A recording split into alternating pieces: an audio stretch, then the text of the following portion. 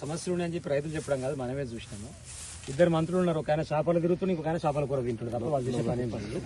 వాళ్ళకు అసమర్థమైనటువంటి పాలన, వాళ్ళకు చేత కాదు, అవగాహన లేదు. సమీక్ష ఈ రోజు వరకు ముఖ్యమంత్రి గారు ఇక రైతులు ఎండిపోతున్నారు అని చెప్పేసి అంటే మాట్లాడింది లేదు. ఇక్కడ ఉన్నటువంటి ఇరిగేషన్ మంత్రి ఈ రోజు వరకు సమీక్ష పెట్టి మరి ఎందుకు జరుగుతుంది పొరపాటు దీన్ని సమీక్షిద్దామనేటువంటి చర్య లేదు. ఆ రోజు మాకు చిన్న ఫోన్ వస్తే జగదీశన మంత్రి ఉంటే ఉరికిపించేది.